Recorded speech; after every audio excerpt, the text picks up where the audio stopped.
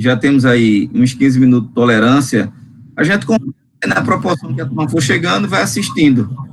Então, como eu já falei anteriormente, o GAP é um grupo de estudo de história do protestantismo que está ligado ao Departamento de História do Seminário Presbiteriano do Norte, onde eu sou coordenador do departamento ali no Seminário Presbiteriano do Norte, que fica aqui em Recife, do Seminário Presbiteriano do Norte, no caso, o GAP, né?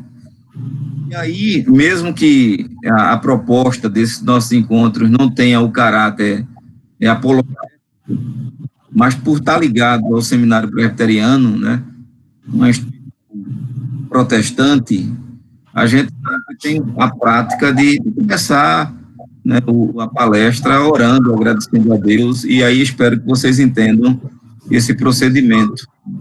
Tranquilo? Mas nada que o encontro por si só tenha algum caráter projeto. O caráter do encontro e do grupo que está ali no WhatsApp é a gente compartilhar a questão voltada para o protestantismo. Então, vamos orar nesse instante e vou pedir para o professor, que também é pastor e professor no seminário, o nosso colega de instituição de trabalho, o professor Fúvio. Ora aí por esse momento.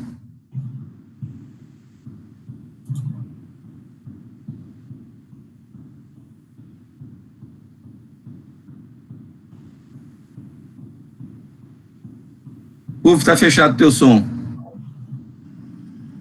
Senhor Deus, nós te agradecemos a nossa noite, a oportunidade que temos de nos reunir virtualmente para estudar temas importantes de personagens, de pessoas que o Senhor usou durante um tempo para fazer aqui trabalhos, realizar ações. Nós nos alegramos no Senhor em poder ouvir nesta noite o professor Pedro e estar junto com todos. Abençoe o pastor Zé Roberto, que é o líder desse grupo. Abençoe a nossa noite, em nome de Jesus. Amém. Então, oficialmente aqui, boa noite a todos. Quero mais uma vez agradecer a presença de cada um de vocês. Muitas pessoas se desculparam porque não podem estar conosco hoje à noite devido a alguns outros compromissos. Mas, bem, o objetivo é nos encontrarmos todos os meses. E, mais uma vez, estamos aqui juntos. Quanto palestrante dessa noite, ele mesmo coloca ali, vocês estão vendo, que é Pedro Silva. Na realidade, o nome dele não começa com Pedro, né? É Djaelson.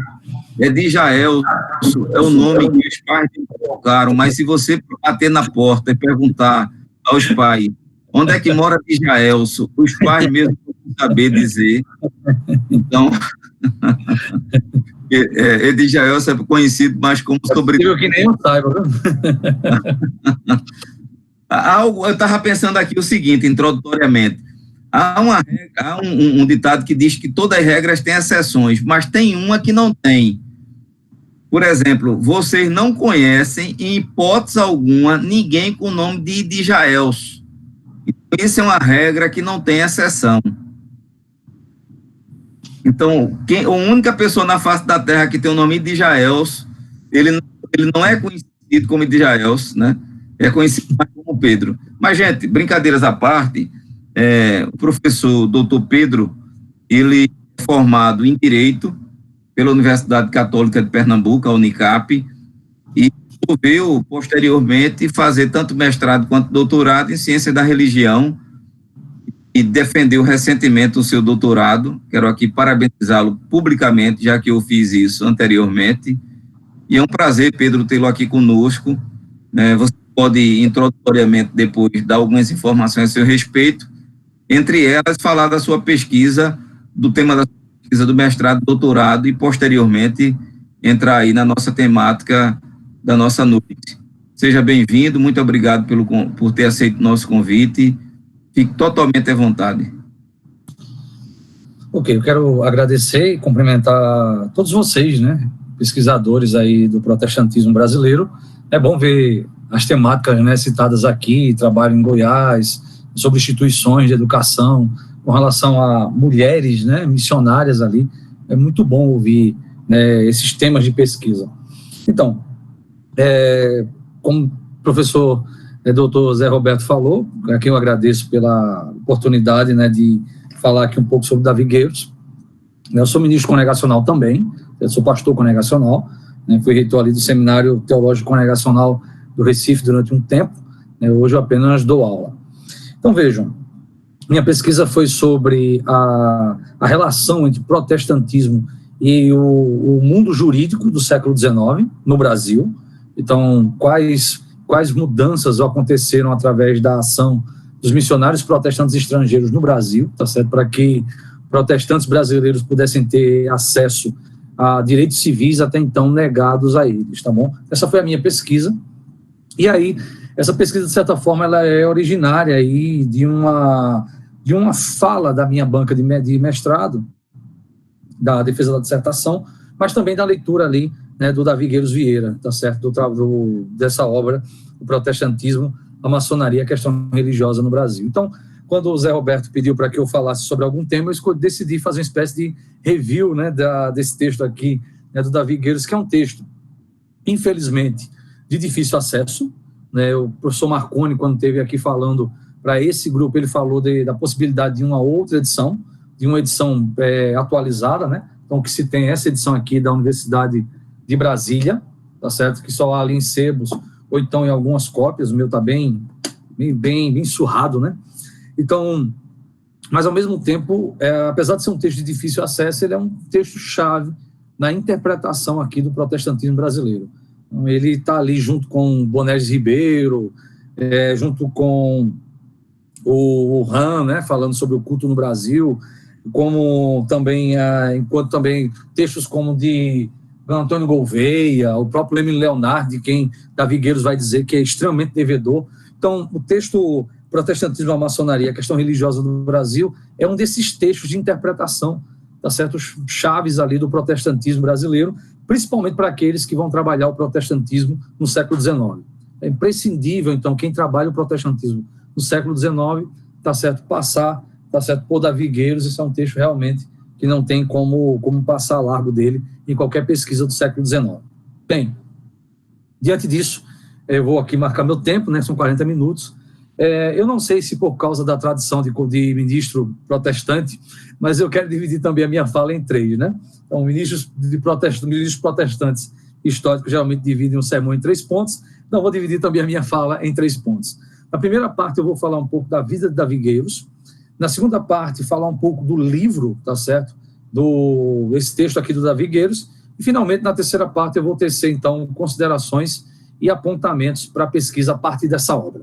Quais contribuições ele trouxe, né, e quais links para a pesquisa ele deixa aí, né, para que outros pesquisadores possam retomar aqui a sua fala, tá certo? Bom, eu quero iniciar então a primeira parte, a parte biográfica. Eu vou ler aqui apenas o primeiro parágrafo, né, da apresentação do livro, né, o Protestantismo, a Maçonaria e a Questão Religiosa no Brasil, que é feito pelo Gilberto Freire. Gilberto Freire é quem apresenta a obra. Ele diz o seguinte: no professor Davi Gueiros Vieira, a Universidade de Brasília tem no Brasil hoje um dos mais autênticos scholars universitários, um genuíno mestre de história. Não sei de outro atualmente que reúna no nosso país, mais do que ele, qualidades como autor. Então, essa é a abertura do livro em 1978, tá certo? Bom, gente, Davi Gueiros Vieira, ele nasce em Garanhuns, em 1929, ele é filho e neto de pastores protestantes presbiterianos, ok? Nascido em Garanhuns, interior do estado de Pernambuco. Seu pai foi pastor, né, em algumas cidades ali de Pernambuco e também de Alagoas, né, foi editor do Norte Evangélico e da revista O Expositor Cristão, e foi professor de língua portuguesa no Colégio 15 de Novembro, certo?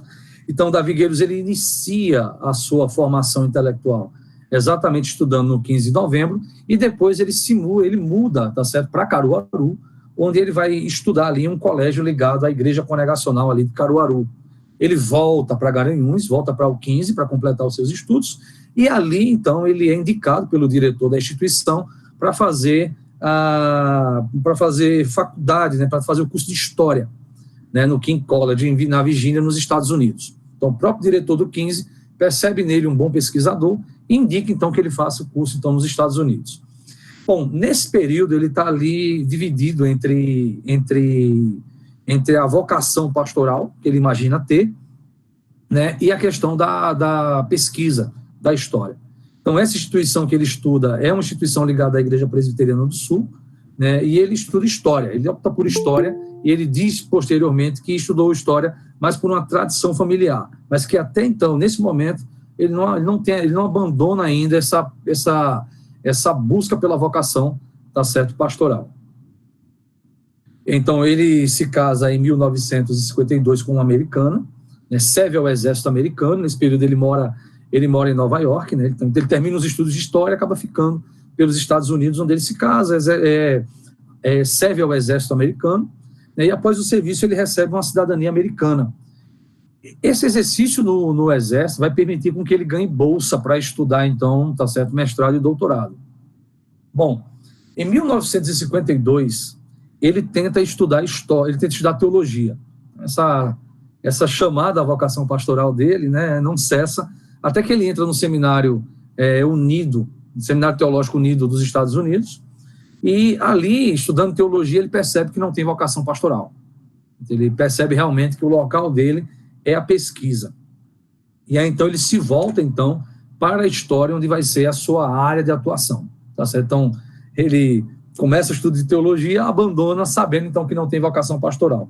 O que é um dado interessante, porque se a gente lembrar que quem faz a abertura do livro, tá certo? O protestantismo, a maçonaria e a questão religiosa é Gilberto Freire, que também passou por esse mesmo processo. Gilberto Freire, ele vai para os Estados Unidos estudar teologia pensando no ministério pastoral, né, pastor batista. Quando ele chega lá, ele vê essas disparidades sociais, principalmente raciais no sul do país, e ele decide abandonar sua vocação, né, vamos dizer, pastoral, para assumir, então, o curso ali de antropologia. Então, tanto no caso de Gilberto Freire como no caso de Davi Gueiros, a igreja brasileira perdeu ministros, né, e pastores, mas ganhou, então, Brasil ganhou, então, 2 pesquisadores de ponta, ok? Então, ele se volta para a história, vai para o mestrado em história, e nessa sua dissertação de história, ele trabalha, então, o Ministério Nordestino do reverendo George Butler, né, que trabalhou, então, ali no interior de Garanhuns, e do qual o avô dele, o avô de Davi Gueiros, é convertido, né? Então, ele termina a dissertação de mestrado e vai trabalhar como professor, né, no Longroot College, entre 1961 a 1965, que é um período difícil da vida dele, porque a mulher dele, né, a esposa dele, ela tem transtornos mentais e precisa ser internada. Ele tem 2 filhos e ele tem que vir ao Brasil para deixar com os pais os filhos dele, os 2 filhos, para que ele pudesse voltar para os Estados Unidos para completar os estudos e poder, então, né, manter a casa, tá certo? Então, ele vem para o Brasil para deixar seus 2 filhos sob os cuidados dos seus pais e volta para os Estados Unidos para completar os estudos. Então, ele volta exatamente para o doutorado, tá certo? Então, e a sua pesquisa é exatamente esse texto, né, que vai gerar, então, esse texto aqui. Então, uma pesquisa robusta, né, de doutorado, principalmente se levarmos em conta que ele não teve bolsa integral, né? Ele trabalha 8 horas, né, e vai, então, para mais de 8 horas também de pesquisa quando chega em casa para a construção da sua tese de doutorado. Quando ele conclui o doutorado, quer dizer, no ano que ele conclui o doutorado, o pai dele morre.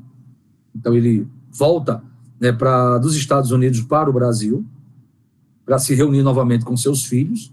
Né? Em 1974, ele casa novamente, né, e é convidado nesse mesmo ano, 1974, para trabalhar na Universidade de Brasília como professor de História. E ele vai ocupar a cadeira de História nessa universidade de 1974 a 1996. 1974 a 1996. Essa trajetória acadêmica, tá certo, do Davi Gueiros, é uma trajetória longa, tá certo, e muito profícua com relação à produção de textos acadêmicos. Então, além da publicação da sua tese de doutorado, né, ele vai ter, então, uma série de artigos, né, vai ser o orientador ali do Francisco Leonardo, né, que foi reitor do Seminário Presbiteriano do Norte, durante a sua pesquisa de doutoramento, tá certo? E então o Davi Gueiros ele falece em 2017, um falecido aí, tá certo, recentemente. Então essa é a trajetória dele, tá certo? Então, a trajetória de Davi Gueiros, ela é marcada por alguém que está ligado, então, à academia e à pesquisa. Então, a academia e a pesquisa. Então, a produção, na tentativa de entender essas relações entre o protestantismo e outras instituições ali no Brasil Império, ok? Então, essa foi a primeira parte. Vamos, então, para a segunda parte, ok? Que fala, então, do texto em si. Então, como eu falei, o livro ele é fruto de uma pesquisa de 10 anos do seu doutoramento, e ele inicia essa pesquisa por causa de uma carta que ele tem acesso do John Rockwell Smith, o fundador da Igreja Presbiteriana em Recife, aqui em Recife, né, que ele recebe uma carta, ele lê uma carta desse John Rockwell Smith, que, de certa forma, demonstrando uma certa ligação que esse missionário presbiteriano tinha com o Ciríaco dos Santos Silva, editor do jornal Verdadeiro Católico, né, que era um jornal combativo do ultramontanismo existente no Brasil. Não, na página 18 desse texto aqui, ele reconhece, de certa maneira, a sua dívida com Emílio Leonardi, né? Então, ele começa o livro falando de toda uma plataforma de texto sobre o protestantismo brasileiro. Só esse capítulo 1 já nos dá subsídio para muita pesquisa, porque ele aponta, então, textos clássicos, alguns de dificílimo acesso, infelizmente. Você vai achar, talvez, acesso apenas para a leitura. Quem pesquisa protestantismo no Brasil sabe das dificuldades que se tem com relação à pesquisa, né, gente? De recolher o material que muitas vezes está disperso em bibliotecas pessoais ou bibliotecas de instituição bem longe, não tem digitalizado, enfim. Quem já pesquisa sabe, e quem vai querer pesquisar vai descobrir, então, no seu dia a dia essa dificuldade. Então, ele fala aqui de livros aqui espetaculares para quem vai querer pesquisar esse protestantismo no Império e início da República. Bem, vamos lá. Qual é a tese que gera, então, esse livro aqui? Qual é a tese que gera a sua pesquisa? Então, naquele mundo ali, né, 1970, havia uma ideia produzida por um texto clássico americano de que houve uma espécie de conspiração no mundial entre fatores, instituições de ordem progressista aqui no sentido do século XIX, progressista, né, que pautavam pelo liberalismo político e econômico, tá certo?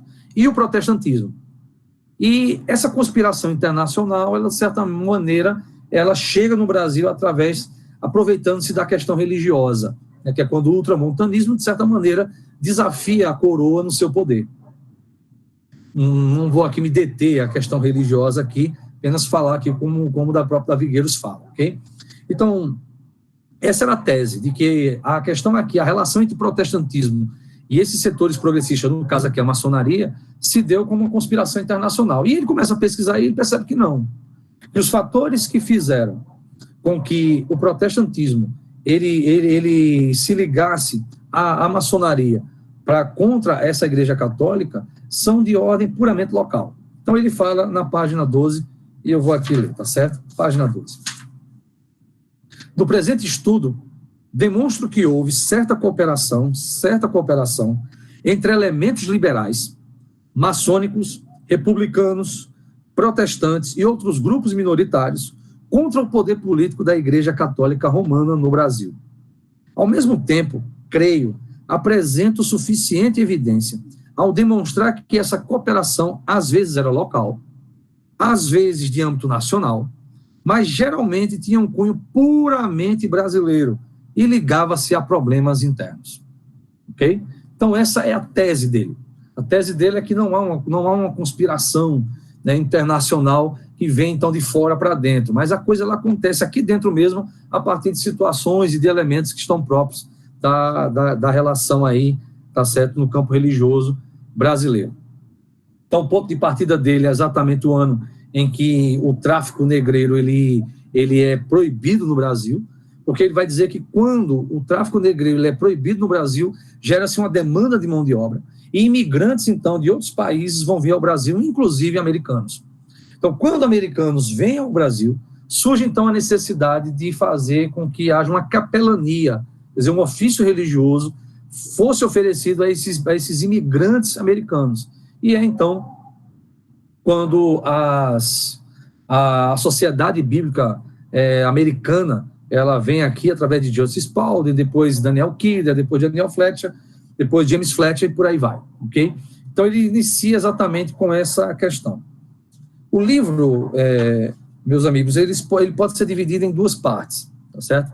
Ele não é dividido automaticamente em duas partes, mas percebe-se, então, dois momentos de redação do livro. No primeiro momento, né, que são os capítulos de 1 a 9, ele vai falar o seguinte, ele vai falar dos elementos desse conflito, tá certo? Dos elementos que vão participar do conflito, e na segunda parte, que é os capítulos 10 a 14, tá certo? De certa maneira, ele vai descrever o conflito em si. Certo? Então, primeira parte, ele vai falar dos elementos do conflito, certo? E na segunda parte, ele vai falar, né, do conflito em si.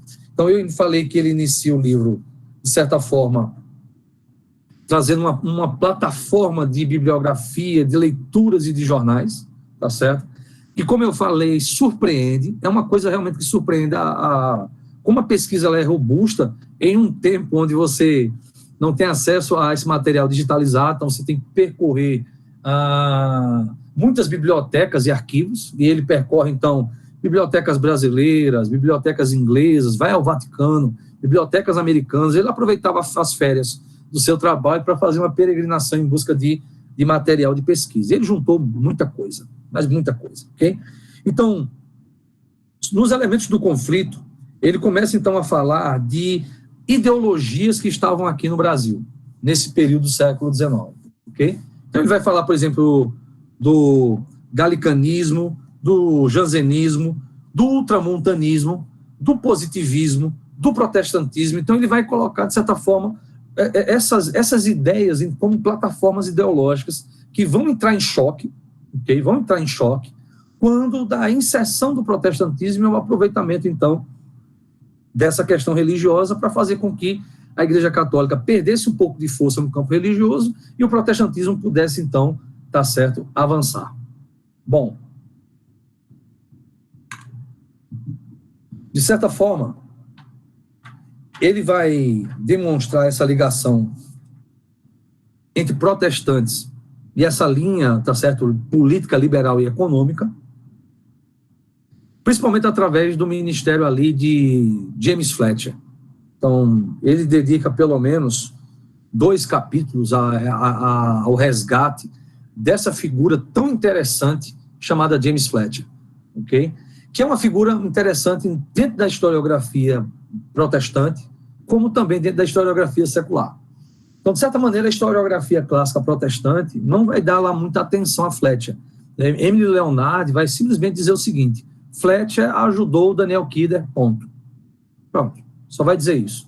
Outros textos clássicos vão simplesmente ignorar a figura de Fletcher, né, porque a sua forma de fazer missão protestante era completamente diferente daqueles missionários que a gente conhece. Simonton, Carley, Holden, né, Bagby. Então, é bem diferente. Né? Fletcher, ele não pensava na evangelização. Fletcher pensava na aproximação Brasil e Estados Unidos. Então, a ideia de Fletcher era uma espécie de diplomacia. Ele imaginava que o contato do Brasil com os Estados Unidos, vamos lembrar que quem é a grande potência nessa época é a Inglaterra, ok? Então, o radar brasileiro não estava apontado para os Estados Unidos, estava apontado para a Europa, e principalmente para a Inglaterra. Então, Fletcher faz amizade com o imperador, Fletcher passeia no plano político nacional, certo? Ele é frequentador de rodas políticas e intelectuais daquele mundo ali, e ele consegue financiar, através de recursos próprios, tá certo? Uma espécie de feira do artesanato, ou aquilo que, de repente, os Estados Unidos poderiam oferecer ao Brasil. O imperador vai nessa exposição de produtos americanos, e daí ele planeja, então, ir para os Estados Unidos. E aí, como eu falei, a historiografia protestante, tirando aqui Davi Gueiros, ele, de certa maneira, ignora Fletcher, tá certo? Não ignora Fletcher. E a historiografia secular, aspas, tá certo? Secular, coloca Fletcher em um patamar interessante. Então, José Murilo de Carvalho, na biografia dele sobre Dom Pedro II, ele vai dizer que Fletcher é o responsável pela essa aproximação Brasil-Estados Unidos. O primeiro passo nessa aproximação é dado por um missionário protestante, Fletcher, tá certo? Gilberto Freire, no livro dele, Ordem e Progresso, e Sobrados e Mucambos, ele cita Fletcher, quer dizer, ele confia muito na leitura de Fletcher no século XIX. Então, ele usa o Brasil e os brasileiros quase que de uma maneira indiscriminada. Então, ele segue Fletcher nas leituras de Fletcher, tá certo? Esse texto clássico de Fletcher, O Brasil e os Brasileiros, né? 2 volumes de Fletcher. Então, vejam, Gueiros começa a sua obra, o primeiro personagem que ele vai falar é exatamente Fletcher. Então, Fletcher, de certa maneira, ele vai iniciar essa plataforma política do contato entre missionários protestantes e políticos brasileiros.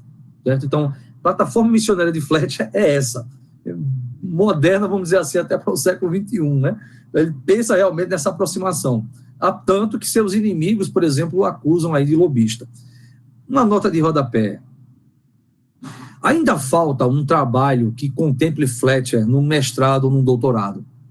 Ainda falta, tá certo? Acho que o protestantismo, as pesquisas de protestantismo brasileiro ainda devem a Fletcher esse trabalho, tá certo? Uma dissertação ou uma tese de doutorado que contemple realmente esse olhar de Fletcher, essa missão de Fletcher e esse pensamento de Fletcher, tá certo? Inclusive ouvindo seus inimigos, não são poucos, né, e os seus amigos. Então, Davi Gueiros, ele vai dizer que essa missão de Fletcher, ele consegue conquistar o que ele denomina de amigos do progresso. Ele traz essa denominação de jornais da época. Então, os detratores de Fletcher e dos missionários protestantes vão chamar de amigos do progresso, tá certo? Aqueles brasileiros que se uniram aos protestantes. Eu vou falar daqui a pouco sobre esse tipo de união. Mas essa forma de falar, amigos do progresso, ela carrega toda a ironia que você possa imaginar no mundo, tá certo? Toda a ironia que você possa imaginar no mundo. Mas Davi Gueiros vai dizer que esse contato com Fletcher ele é importantíssimo, porque, de certa forma, o outro personagem, o outro missionário que ele vai trabalhar, Robert Reid Calley, né, o fundador da Igreja Fluminense Pernambucana, ele de tradição congregacionalista, ele vai aproveitar, de certa forma, não só da literatura de Fletcher, quer dizer, Robert Calley lê, segundo Davi Gueiros, o texto de Fletcher, O Brasil e os Brasileiros, certo? Fletcher, de certa forma, é o responsável indireto pela vinda de Calley ao Brasil, porque Fletcher, ele escreve uma carta à Sociedade Bíblica Americana pedindo que portugueses protestantes pudessem vir ao Brasil para evangelizar brasileiros. Certo? Olha a ideia de Fletcher, né? Então, traz portugueses protestantes para o Brasil, porque o desafio, pelo menos, da língua portuguesa ele já é vencido. Pois bem, quando essa carta de Fletcher chega à Sociedade Bíblica Americana, quem está lá? Robert Reid Calley. Ele lê essa carta e decide, então, vir ao Brasil para estabelecer aqui uma missão para evangelizar apenas brasileiros. Então, não só o livro de Fletcher será importante na missão calleyana, mas os contatos também que logo cedo, tá certo, Calley estabelece, são contatos que estavam ali em contato antes com Fletcher, com James Fletcher, ok? Um deles, que Davi Gueiros vai dedicar um capítulo inteiro, é o Aureliano Cândido de Tavares Bastos, ou só Tavares Bastos. Para muitos, o político mais importante do Império, Tavares Bastos. Um defensor do liberalismo, tá certo? E um defensor da causa protestante, sem nunca ter pertencido a uma denominação protestante.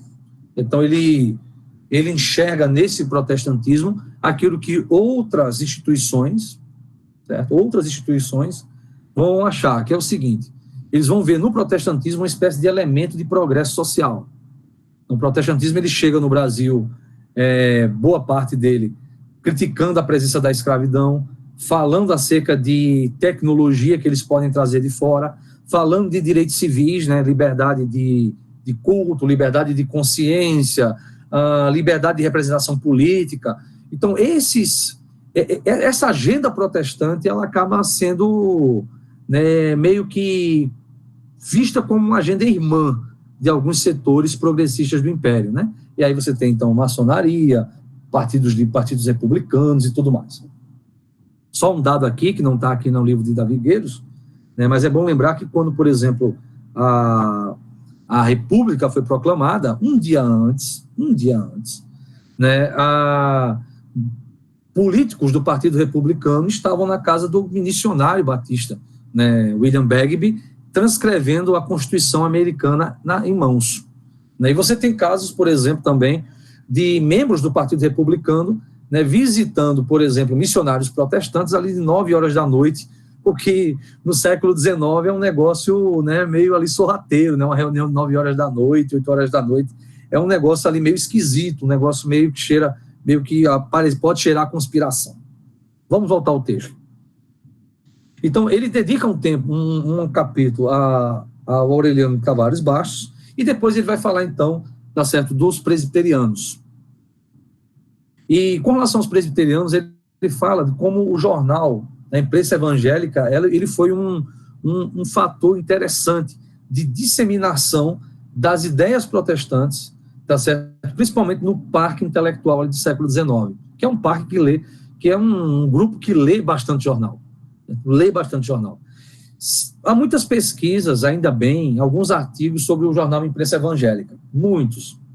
Ainda não esvaziou ainda essa fonte de pesquisa tão fabulosa que é o jornal Imprensa Evangélica, todo ele digitalizado e disponível ali na hemeroteca digital da Biblioteca Nacional.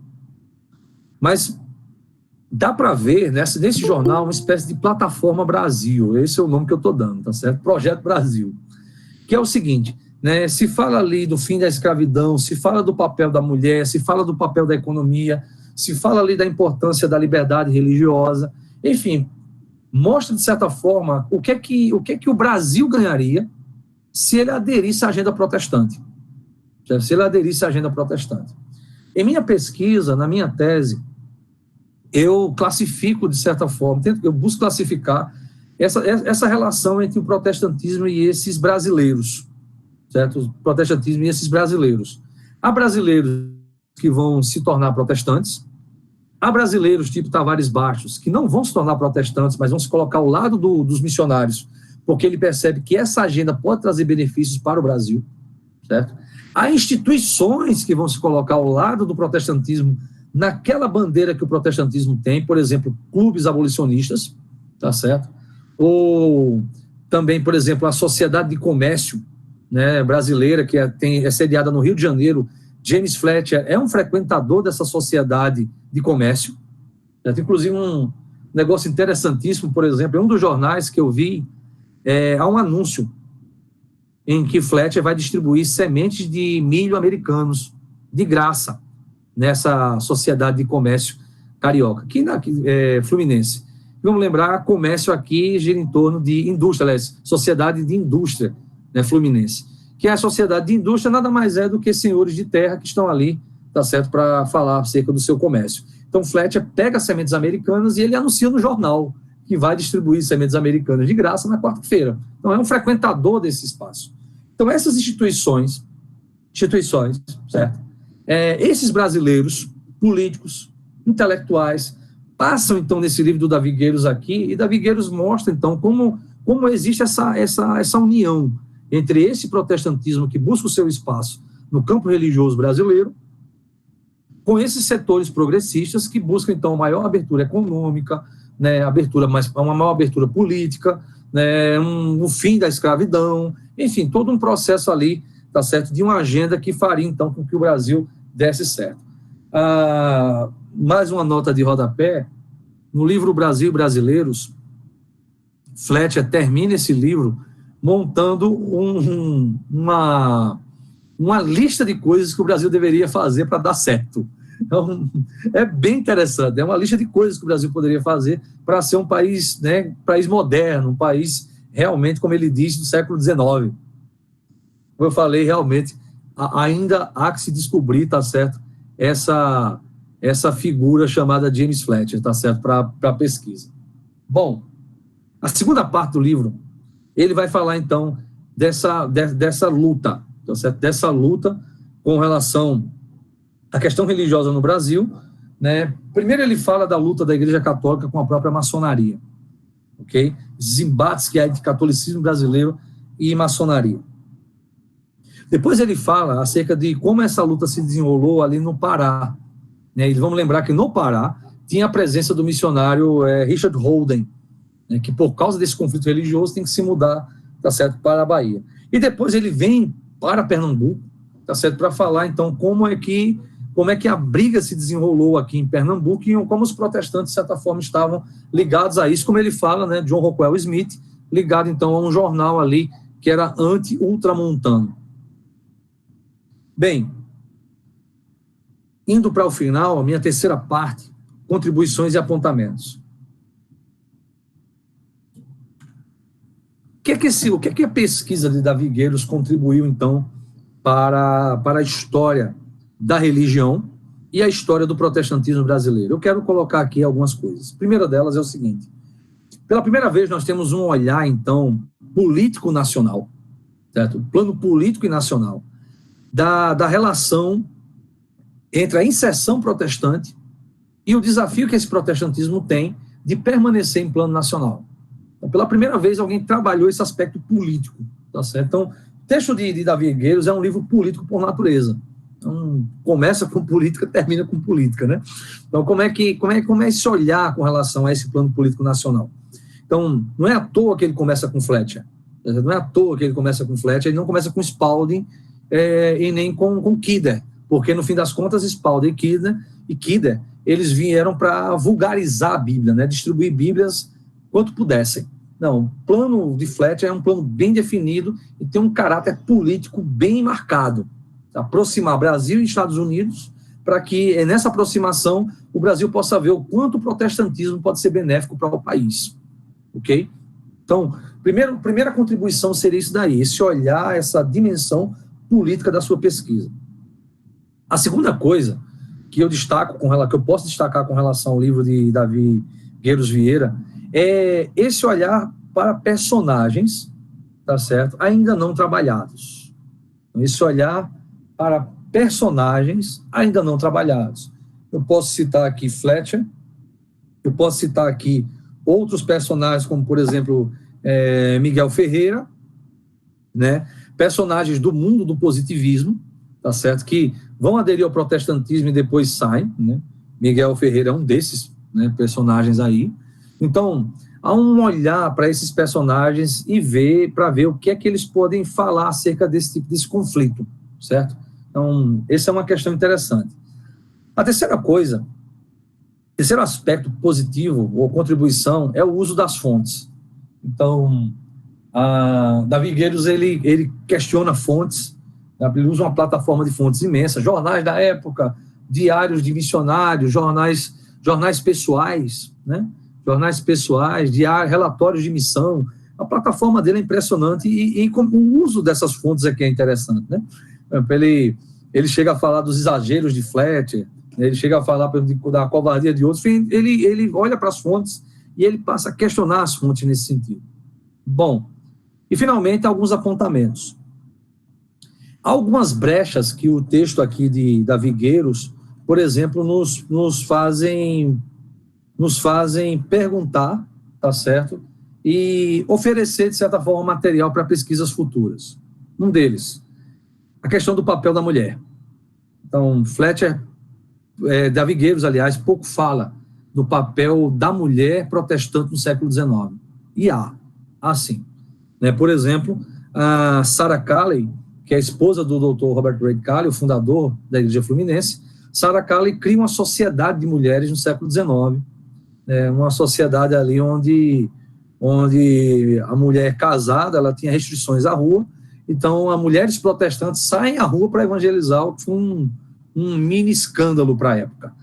Então essas missionárias, e mais um detalhe, né, quando Sarah Calley faz um convite para que mulheres possam sair para evangelizar, ela diz no seu diário pessoal que esperava que só as estrangeiras viessem. Para a surpresa dela, veio mais brasileiros do que estrangeiras, para a surpresa dela. Então, falta ainda esse trabalho acerca do papel da mulher na inserção desse protestantismo no século XIX. Essa é uma lacuna que aparece aqui, tá certo, em Davi Gueiros. Como também o aspecto econômico. Então, há alguns trabalhos que falam sobre a relação protestantismo e economia no Brasil, no século XIX, ou mesmo no século XX, XXI, né, mas ainda muito a se trabalhar nesse sentido. Vamos lembrar o seguinte, aí não é Davi Gueiros que traz essa informação, é o Emily Leonardi, no seu livro Protestantismo Brasileiro. que pelo menos 2 presbíteros da Igreja Fluminense, a igreja fundada por Cali, 2 presbíteros viraram mega empresários daquele mundo do século XIX. Então você tem, por exemplo, o Fernandes Braga, né, que funda a Chapéu Mangueira, né, e que vai exportar chapéus para todo mundo, né, Chapéu Mangueira. E você tem também, né, um outro que vai fundar uma sapataria que também vai exportar sapatos para todo lugar, né, do país. Com relação ao Chapéu Mangueira, os arquivos da Chapéu Mangueira estão aí. Ele atravessa ali, começa no século XIX, acho que ela é fundada na década de 1860, estou falando aqui de cabeça, mas ela é fechada na década de 1960. Então, ela acompanha ali todo o processo do anarcossindicalismo. As atas são interessantes porque usam versículos da Bíblia. Enfim, ninguém ainda trabalhou essa questão econômica aí, né? O professor Lindon Santos, ele tem alguns trabalhos em apontamentos com relação ao Chapéu Mangueira, mas há outros aspectos do protestantismo e economia que também são lacunas que precisam ser preenchidas aí para futuras pesquisas. É uma lacuna que Davi Gueiros também deixa, certo? A questão também jurídica, né? Foi o que eu trabalhei na minha tese, mas ainda muito, tá certo, a se pesquisar também nesse aspecto, ok? Então, um livro bom é esse, né? Acho que uma pesquisa boa é aquela que apresenta lacunas e apontamentos de forma que outros pesquisadores possam completar, tá certo, o que foi trabalhado. Bom, minha gente, é isso. Eu acredito que eu fiquei no tempo, não foi, professor Zé Roberto? Então, Pedro, fique totalmente à vontade se tiver mais alguma coisa que queira falar. A gente estabelece um tempo aqui para começar e terminar, mas só teoricamente. Nem começa na hora, nem termina na hora. Então, se quiser compartilhar mais alguma coisa, fique à vontade. Não, apenas compartilhar a questão do conhecimento do domínio que a gente deve ter desses clássicos, né? E aí um grupo assim de pesquisa, ou um grupo assim de estudo, ele tem o seu papel muito importante no compartilhamento, né? Porque, de repente, você pode citar algum livro que um pesquisador precise. É possível, então, tirar cópia e enviar pelo correio. Então, acho que eu sempre defendi o seguinte, né? Eu que também sofri, como vocês devem ter sofrido, no acesso às fontes, que a fonte deve estar na mão do pesquisador, né, gente? As fontes devem estar na mão do pesquisador para que ele possa trabalhar. Quer dizer, o meu olhar a uma fonte não será o seu olhar. Você vai descobrir, você vai perceber coisas que eu não percebi, e vice-versa. Então, só a importância desse grupo, para terminar mesmo, só destacar a importância desse grupo e como é possível aqui, de certa maneira, trocar figurinhas com relação a textos e apontamentos de pesquisa. Só isso mesmo, professor Zé Roberto.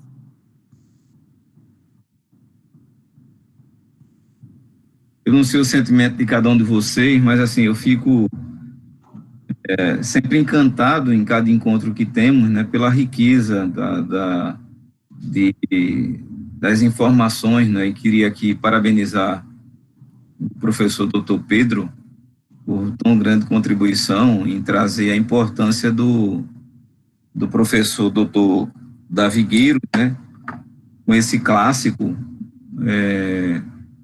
no sentido da contribuição dele sobre a historiografia do protestantismo no Brasil. Então, queria aqui, Pedro, desde já, parabenizá-lo, né, por essa sua contribuição, e queria abrir aí para perguntas, né, se alguém tem algum tipo de pergunta.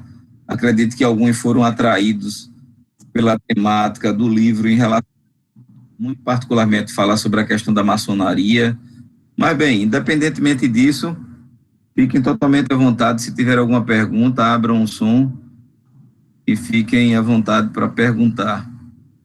Alguém? Posso fazer?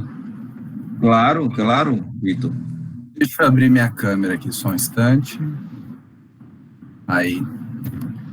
Pronto, primeiramente agradecer novamente, né, essa oportunidade, né, professor José, que Nada, cara. É muito enriquecedora, né, com esse grupo e tal. Os contatos são sempre muito legais, assim, as teses que as meninas estão colocando. Nossa, cada baita trabalho, assim, que a gente, às vezes, buscando sozinho, a gente não chegaria nunca, assim, é muito, muito legal, né. Então, parabéns pela iniciativa novamente. A minha questão ao professor Pedro, a exposição, é algo que ele falou, mas me passou, assim, eu estava aqui anotando algumas coisas e tal. se o Davi Gueiros ele dialoga com a interpretação. Diga, desculpa. Não querendo te atrapalhar, já atrapalhando, eu te conheço e a gente tem mantido um contato, mas o Pedro ainda não te conhece e alguns estejam participando pela primeira vez. Te apresenta aí, fala aí o que tem feito. Claro, desculpa, evidente. Bom, professor, eu faço atualmente o doutorado na Universidade de São Paulo, aqui em Ribeirão Preto, pesquisando assim como a Priscila, né? Já até mandei um e-mail para a Priscila agora há pouco. Protestantismo e educação, esse tema que é cara ao grupo de alguma forma aqui, especialmente, e aí eu toco com foco, né, na pesquisa sobre os metodistas, mas a partir de um ângulo transnacional, né? Então, tentando reconstruir um pouco das redes que os metodistas construíram globalmente e de modo a perceber que o interior de São Paulo, no caso, foi um local entre vários locais do mundo, né? E com articulações, assim, numa espécie de rede transnacional. Mais ou menos esse é o foco, que é, a propósito, inclusive, professor, o foco daquele ensaio biográfico, né? Que a gente está, enfim, contribuindo. Eu estar falando sobre Walter Russell Lambert, que é um missionário metodista que nasceu na China, nos Estados Unidos, esteve no mundo inteiro, inclusive na África, e esteve no Brasil, em Ribeirão Preto, enfim, no interior. Vamos tentar biografar um pouco esse personagem, né? E aí, bom, é mais ou menos por aí, né, que a pesquisa tem encaminhado. E a minha questão é a seguinte, ao professor Pedro, né, ele comentou sobre isso, mas passou aqui, eu passei desapercebido com essa informação. Se o Davi Gueiros, o professor Davi Gueiros, ele dialoga com a interpretação que o José Murilo de Carvalho faz sobre a questão religiosa no Brasil, que é uma tese clássica, né, sobre o assunto. O senhor comentou sobre isso rapidamente, mas me passou aqui, se o senhor puder voltar nessa interlocução, por favor.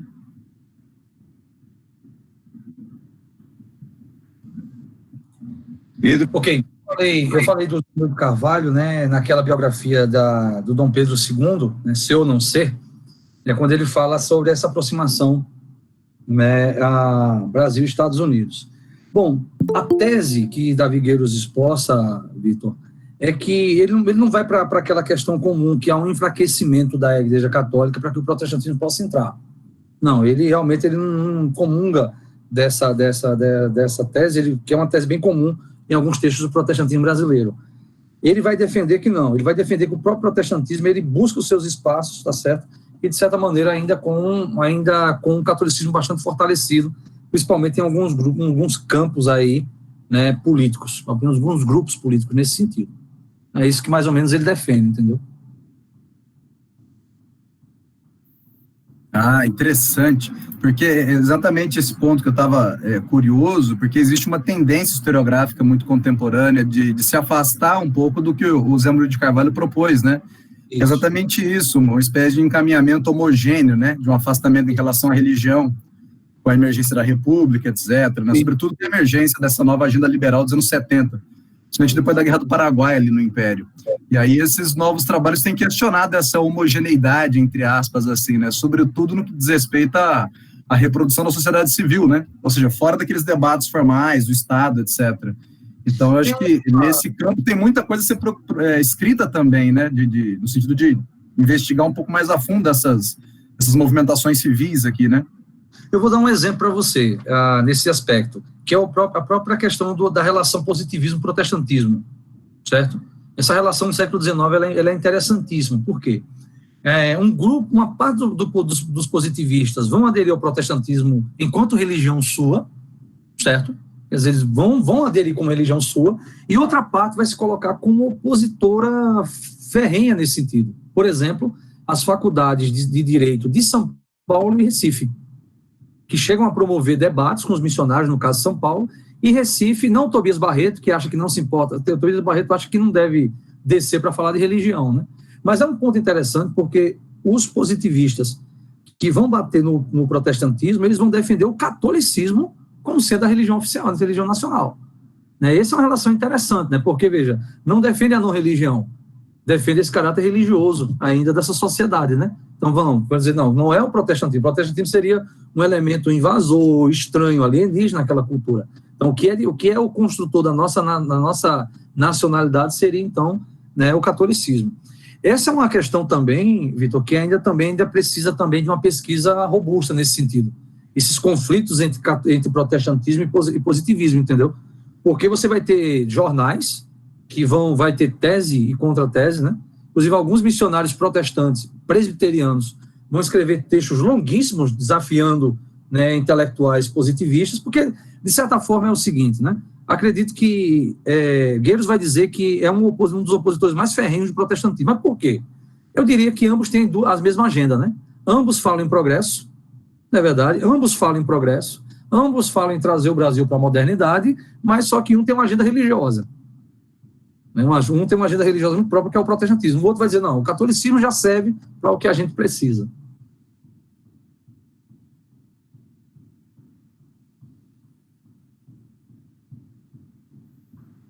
Obrigado, professor. Respondido aí, Vitor? Tranquilo? A vontade é ficar aqui até 3 da manhã conversando sobre esse assunto, que é um assunto muito bom. É verdade. Gente, mais alguma outra pergunta que queiram fazer? Fiquem totalmente à vontade, o preço é o mesmo. Priscila. Eu tenho, professor. Tem um pessoal que se inscreveu aqui, eu estou achando que vão seguir a ordem, né?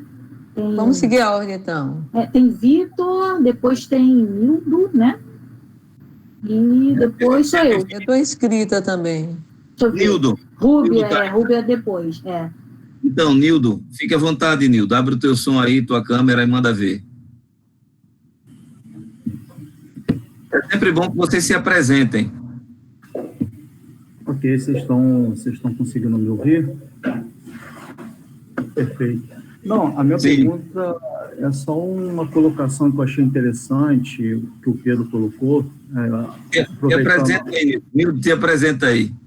Tá bom, meu nome é Nildo, melhor, José Nildo, eu sou diácono da Igreja Presbiteriana aqui de Campos dos Goitacazes, tá? E conheci o grupo por uma postagem pelo Instagram, entrei em contato com o nosso amigo, e no qual ele me colocou no grupo. Sou professor de História, tá? E ainda não faço pesquisa, assim, graúdo que nem vocês, mas quem sabe futuramente eu estarei seguindo essa linha.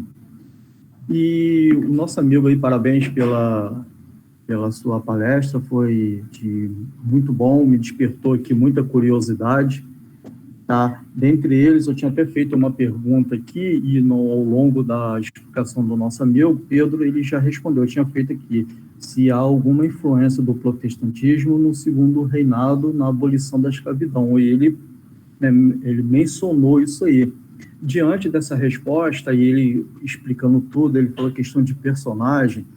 Eu levantei aqui uma dúvida, e eu gostaria de saber sobre a questão de personagem, se houve algum escravo alforriado ou não, sendo protestante, que ele poderia mediar entre os abolicionistas e os escravos. Isso me trouxe uma curiosidade. Eu desconheço, né, a princípio. Aqui em Campos tem muito sobre um pouco dessa relação, mas ainda não tive contato com fontes que possa me trazer essa resposta. Ok, meu amigo? Muito obrigado. Ok, Nildo. Veja só, essa relação protestantismo e escravidão, é bom lembrar que, por exemplo, grupos batistas, né, principalmente a missão ali de Santa Bárbara, ela tinha uma visão um tanto quanto distinta com relação aos outros grupos, né, protestantes com relação à escravidão. Tanto é que a missão de Santa Bárbara, ela inicia e termina, né, de forma muito abrupta nesse sentido. Foi lançado recentemente um texto, né, sobre isso, que é uma tese de doutorado. Agora eu não me lembro o nome do autor, mas vou lembrar, foi lançado agora há pouco mesmo, foi a pesquisa sobre o racismo e essas missões, né, no mundo batista. No caso dos congregacionais, né, da Igreja Fluminense e dos presbiterianos, bom, a Igreja Fluminense, logo cedo, ela decide expulsar, né, donos de escravos do seu rol de membros e dizer que não aceitaria que donos de escravos fossem membros da igreja. E aquela marca, de certa forma, tá certo, um ponto interessante, e veja que isso é o quê? 1860 e alguma coisa, ou 1850, quer dizer, ali ela já está dizendo que tem uma outra plataforma social, então, para o Brasil, né, para longe, então, da escravidão. Se há negros alforriados protestantes, sim, há. Emily Leonardi, no livro dele, Protestantismo Brasileiro, ele chega a falar dessa relação e como, por exemplo, houve classes, né, de escolas dominicais, né, para a alfabetização desses de escravos e escravos aforreados, certo? Escravos e escravos aforreados. Então, você teve protestantes, tanto negros escravos, como aqueles que foram libertos. Tem uma ação interessante da Igreja Fluminense aqui, que vale aqui uma citação, né? A Igreja Fluminense, ela decidiu fazer uma escola mesmo, para alfabetização de negros no subúrbio do Rio de Janeiro. E essa escola, eles pedem o reconhecimento dessa escola e o Estado não dá. Por uma série de burocracia, o Estado decide enterrar esse negócio. E aí uma decisão, porque na igreja congregacional a decisão é de assembleia, né? É a assembleia de membros local que decide os passos. Então, em uma atitude completamente rebelde, a escola, a assembleia da igreja decide abrir o colégio mesmo assim. Então, um colégio clandestino, ele é montado, tá certo? Passa aí na clandestinidade há alguns anos, mas para alfabetizar homens e mulheres negras que estavam ali, né, moravam ali no subúrbio.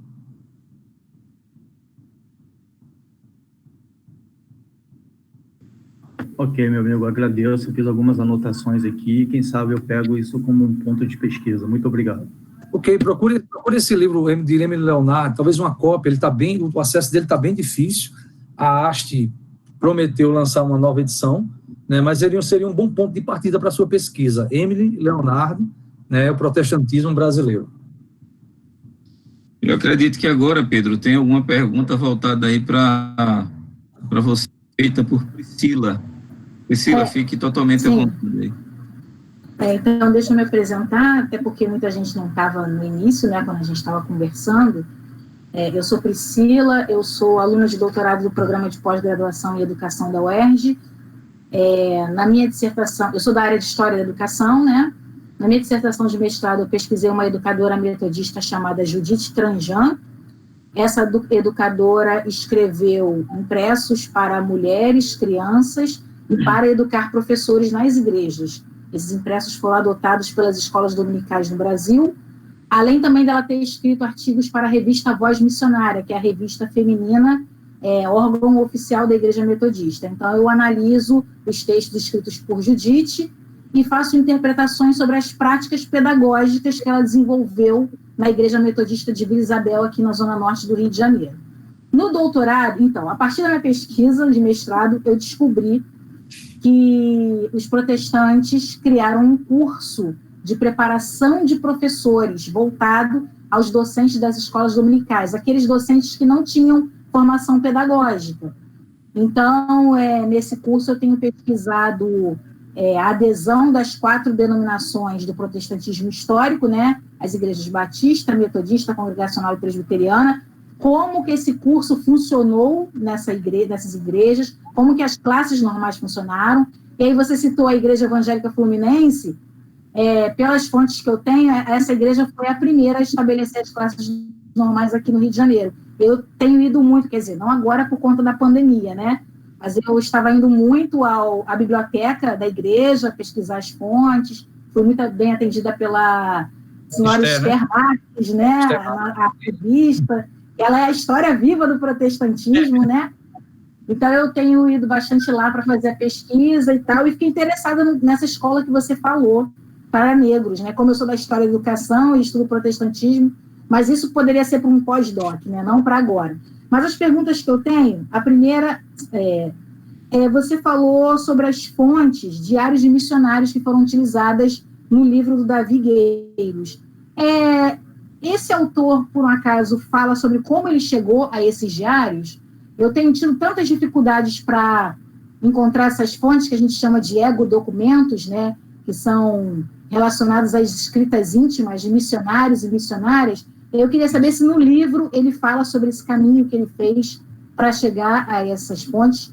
E também a segunda pergunta se ele fez considerações sobre a participação das mulheres no período que ele escreveu, porque a história das mulheres é algo que me interessa muito, tanto que eu pesquisei uma mulher metodista na minha dissertação. Nesse curso normal que eu estou pesquisando, eu localizei algumas lideranças que participaram mais ativamente do curso, seja escrevendo manuais para professores, seja dirigindo escolas dominicais, mas todos homens. Eu só encontrei uma mulher, uma missionária inglesa batista, chamada Margaret Slattery, e, por enquanto, ainda não achei nada assim mais consistente sobre ela. Estou até um pouco decepcionada, porque eu queria continuar nesse caminho de pesquisar sobre as mulheres, de entender a participação delas nesses postos de liderança, né? Afinal de contas, se formos pensar a época que a gente está estudando, final do Império, início da República, elas ainda estavam subordinadas a um discurso patriarcal, né? E mesmo assim, dentro das limitações daquela época, elas conseguiram ousar, elas conseguiram subverter. Então, eu acho interessante isso. Então, eu gostaria que o senhor me falasse sobre isso, sobre esses diários e sobre a participação das mulheres, se há alguma informação a respeito disso. Ok. Acredito que Dona Esther deve ter indicado para você um texto clássico, né, da Escola Dominical do Congregacionalismo, que é Esboço Histórico da Escola Dominical, né? Fortunato. Eu comprei esse livro na internet, acho que foi no Mercado Livre. Eu tenho esse livro.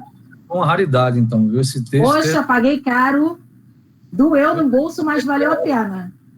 Pois é, mas vamos lá. Como chegar nos diários dos missionários? Bom, no caso dos congregacionais, por exemplo, na Igreja Fluminense tem o diário de Sarah Calley. Tem o diário de Calley e tem o diário de Sarah Calley, certo?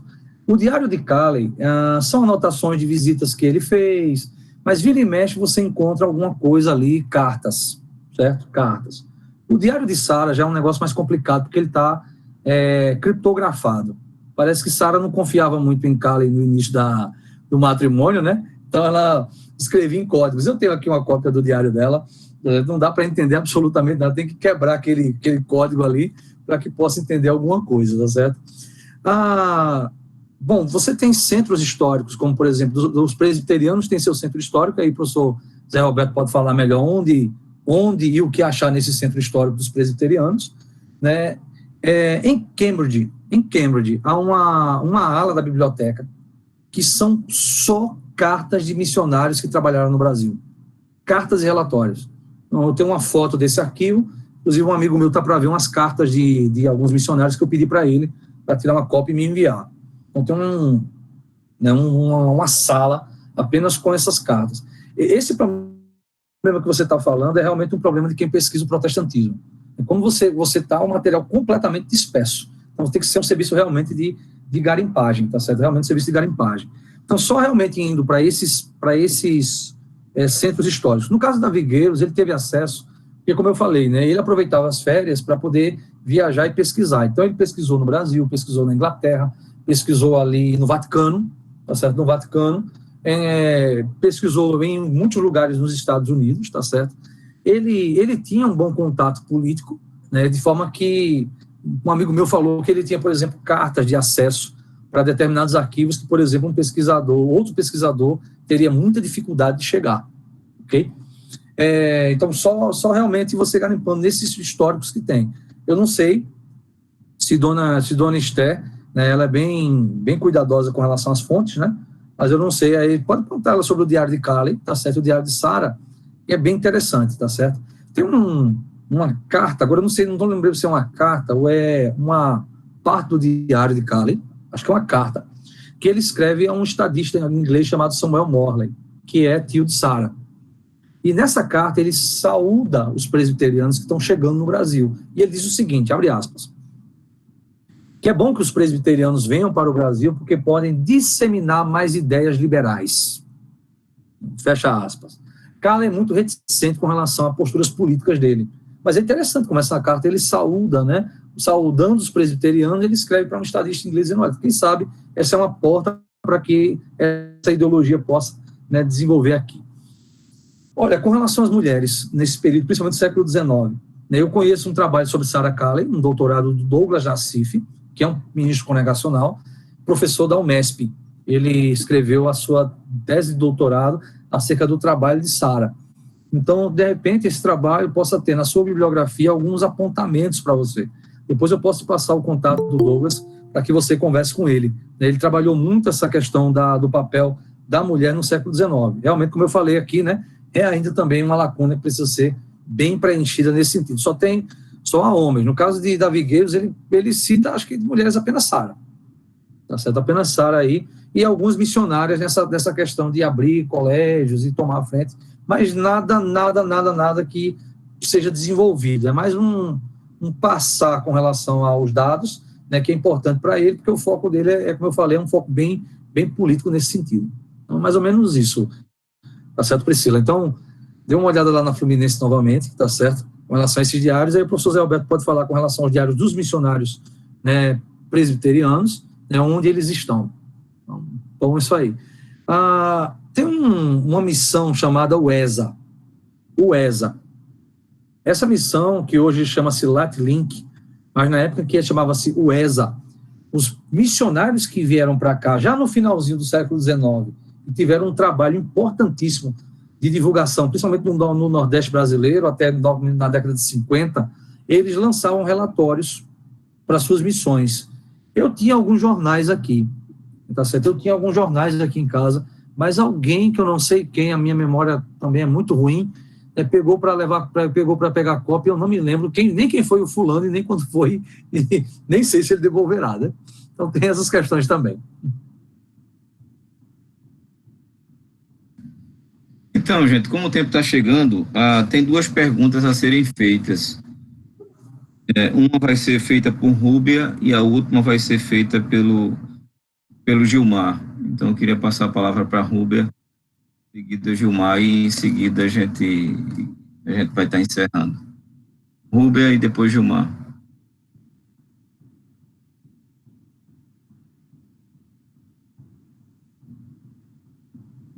Está fechado aí, Rúbia.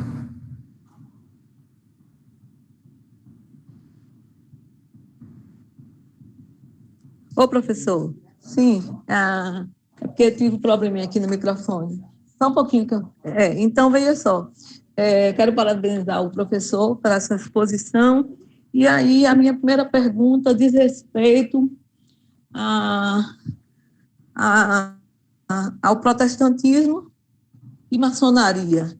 Eu colocaria assim, qual seria o ponto de estranhamento entre os protestantes brasileiros e os protestantes americanos, tendo a maçonaria como um ponto de estranhamento? Certo. Primeira pergunta. A segunda pergunta, eu estava, assim, bastante preocupada, mas a partir da fala do professor, me sinto bastante contemplada, porque quando os protestantes americanos chegaram ao interior da Bahia, eles observaram que o sertanejo não tinha os seus direitos civis garantidos. Então, houve uma preocupação em organizar a vida desse sertanejo em relação às uniões, né, a união do casamento, eles eram amancebados, né, o termo que a gente usa, e não tinham uma preocupação com a documentação e não tinham acesso à escolarização. Então, eu gostaria de saber se, por os missionários protestantes americanos serem maçons, eles tinham essas ideias liberais consolidadas na proposta de fundação de escolas, se isso estava fazia parte dos princípios, eu diria assim, fazia parte da proposta mesmo, de uma meta em relação à preparação desse novo cidadão. Ok, vamos lá. Esse estranhamento entre missionários americanos e brasileiros com relação à maçonaria, ele acontecerá a posteriori, né? Tanto que a primeira divisão que você tem no protestantismo brasileiro se dá por conta dessa matéria, né? Que acontece entre ali os presbiterianos, né? E a fundação, então, da IPI, Igreja Presbiteriana Independente. E o ponto de estranhamento seria exatamente essa pergunta, se um protestante ele poderia participar de sociedades secretas. Certo? Seria essa a pergunta a ser feita. Por que um protestante ele deve participar, ou se o protestante pode participar de sociedades secretas? e aí, então, haverá esse primeiro racha. Ao longo do século XX, então, não é uma coisa resolvida no século XIX, ao longo do século XX, você vai ver, então, cada denominação vai ter que responder essa questão. Veja, no caso de nós congregacionais, essa questão é respondida na década de 90, 1990, tá certo? Que é quando vem, então, uma resolução, né, votada em Assembleia Geral, de não permitir, então, que pastores possam ser maçons. Veja, na década de 1990. Então, ao longo do século XX é que cada denominação vai responder essas questões, certo? Sobre essa questão, principalmente da questão da maçonaria, né? Outra questão que será respondida ao longo do século XX, e que também ninguém ainda trabalhou essa questão, é o passamento da liderança das missões estrangeiras para nacionais. Certo? Então, há muita briga, principalmente no meio batista, né? Mas muita briga mesmo, tá certo? Então, passamento, quer dizer, a liderança é estrangeira, e quando é que ela passa a ser nacional? Então, na década de 1960, você vai ter um racha muito grande aí, uma briga muito grande em alguns grupos ali protestantes. Então, professora Rubia, então, esse estranhamento se dá ao longo desse final do século XIX e século XX, ao longo do século XX, mas nessa ideia, pode um protestante participar de uma sociedade secreta, tá certo? Então, seria esse ponto de estranhamento, porque o ponto de contato no Império, e aí respondendo a sua segunda pergunta, o ponto de contato no Império é essa agenda, então, essa agenda liberal. Eu diria que não só os missionários que participavam ali da maçonaria, né? Você tem um que não escondia a sua participação, né, que é o Salomão Ginsburg, né, que foi missionário congregacional, depois ele é vinculado ali aos batistas, e ele tem um livro, né, uma autobiografia dele, né, que é Um Judeu Errante, né, Um Judeu Errante, que é a autobiografia dele. Então, esse realmente não escondia as suas raízes, né, maçônicas, e também pastor protestante, missionário protestante. Eu diria o seguinte, que não é apenas a agenda desses missionários maçônicos, tá certo, que vai pertencer a essa ideia de educação, a escolarização, não. Você vai ter missionários que não pertencem à maçonaria, que combatem a maçonaria, que tem também essa agenda, tá certo? Da questão da vulgarização da educação, da vulgarização na ideia de disseminação da educação, essa questão do acesso à educação, porque isso é muito protestante, na verdade, né? Então, você tem, por exemplo, Martinho Lutero dizia que o certo era que cada igreja fosse ladeada por uma escola. Essa é uma premissa de Martinho Lutero, né? Que ao lado de cada igreja houvesse uma escola para que o povo pudesse estudar. É muito protestante essa agenda. Até porque, uma vez que você tem uma ênfase no livro, na Bíblia, então é lógico que aqueles que chegam precisam, então, aprender a ler nesse sentido. Entendeu? Então, essa proposta, ela tem essa pegada muito protestante, não apenas daqueles que estavam ali entre a maçonaria e o protestantismo.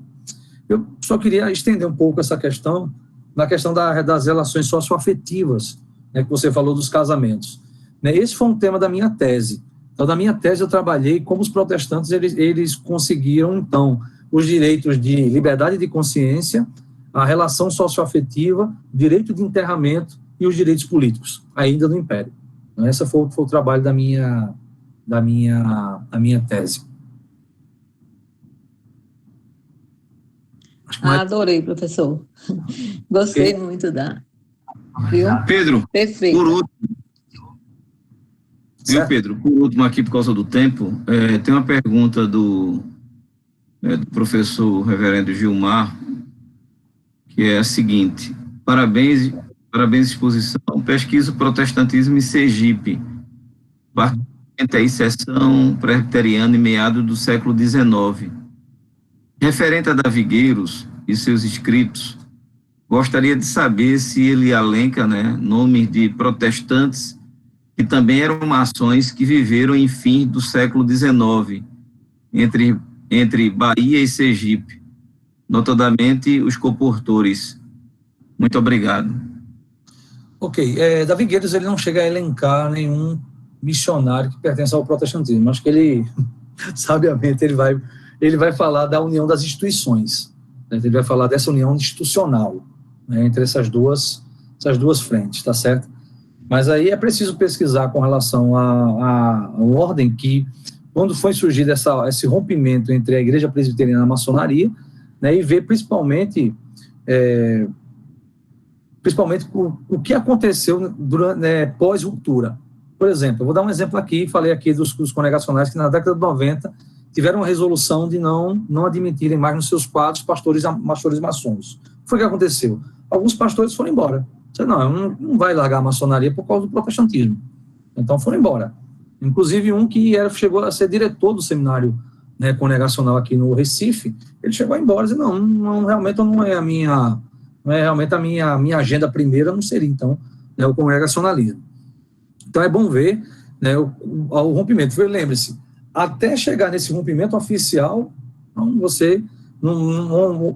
não há lei, não há pecado, né? Onde não há lei, não há pecado. O livro que eu falei, Nildo, deixa eu ver, só me lembre o contexto aqui, que foram algumas perguntas.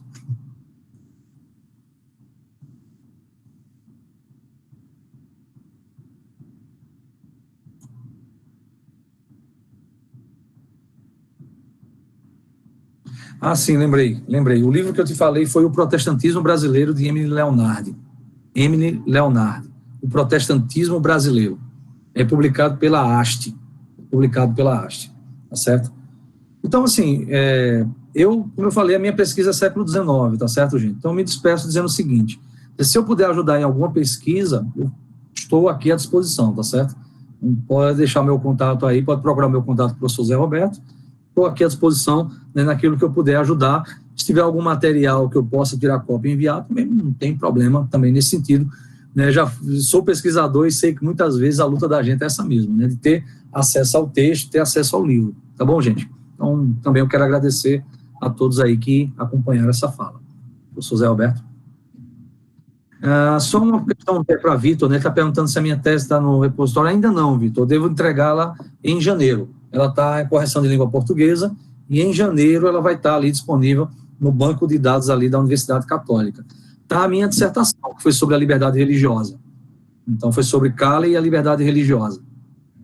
E outra coisa, viu, Vitor? Essa informação que ele dá aqui em janeiro entrega e deve estar disponível, isso é pura dedução, porque eu terminei o doutorado em fevereiro do ano passado, entreguei e ainda depositada, tendo em vista que quando estava para ser, houve esse lance da pandemia. Então, até hoje, ainda não foi depositada, mas ainda não foi posta lá para que as pessoas consultassem. Então, espero que Pedro tenha mais sorte do que eu nesse sentido. Gente, oremos. Eu queria aqui agradecer mais uma vez ao professor Pedro, né, por essa excelente exposição que nos deu nesta noite, né? E eu queria dar alguns avisos, né? Primeiro, veja, eu estava olhando aqui algumas pessoas que têm participado, talvez porque alguém tenha enviado o link para participar, mas veja, o caminho ideal não é participar diretamente pelo link, é fazer o cadastramento, porque quando você cadastra-se no GAP, no grupo de estudo de História do Protestantismo, automaticamente você passa a fazer parte do WhatsApp do GAP. E a proposta desse grupo no WhatsApp não é estar fazendo outra coisa a não ser compartilhando assunto voltado para a história do protestantismo. Pelo fato de você não estar cadastrado, você acaba perdendo, né, indicações de obras, indicações de artigos. Então, vale a pena você cadastrar-se. Né? Quem ainda não cadastrou-se, pode pegar meu número aí, do WhatsApp, e mandar o contato para mim. Professor, eu sou fulano, eu sou fulana. Mande para mim o link para me cadastrar, eu vou mandar. Então, tá aqui vou mandar agora aqui o meu contato.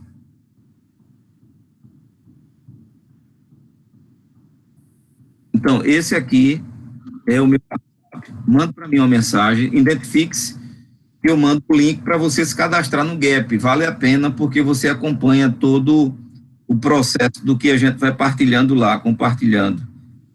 Pois bem, veja, eu estou responsável hoje pelo acervo do Seminário Presbiteriano do Norte, um acervo pertencente a um professor que foi um arquivista e guardou materiais que não há em lugar nenhum.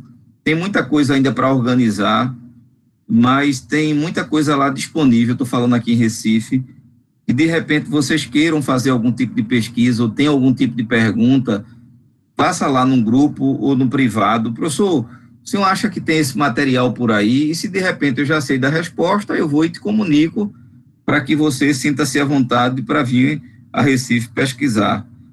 Tranquilo?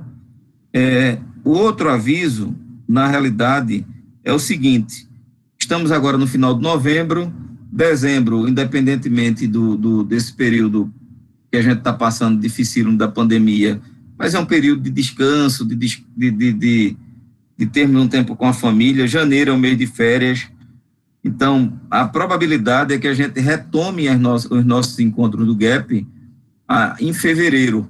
A gente vai mantendo contato lá no grupo, né? Então, em fevereiro, se Deus permitir, a gente retornaremos aqui os nossos encontros.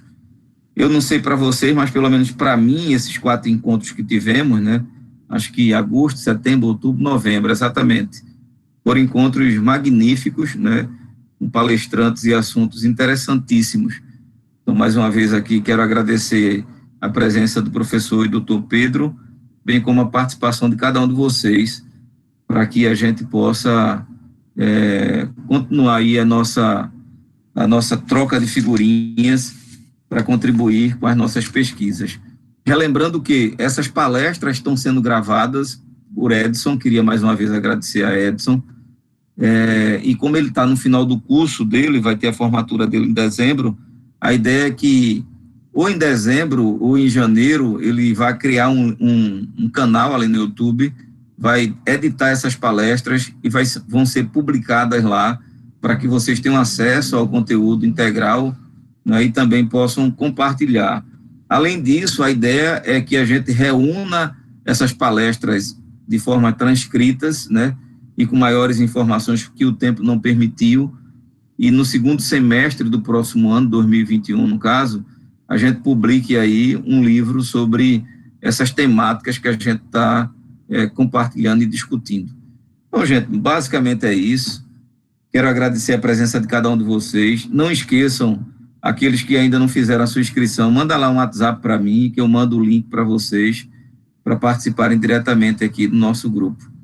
Abraço em todos, né? Mais uma vez, grato pela colaboração de vocês, e vamos em frente. Tá ali o grupo, né, no WhatsApp, para que a gente continue mantendo contato e compartilhando um pouco sobre aquilo que a gente tem tido conhecimento e tem pesquisado. Pedro, valeu, meu amigo. Muito obrigado. Boa noite a todos. Boa noite, professor. Muito obrigado. Obrigada. Valeu. De sempre. Vamos mantendo contato. Muito obrigada. Ótimo.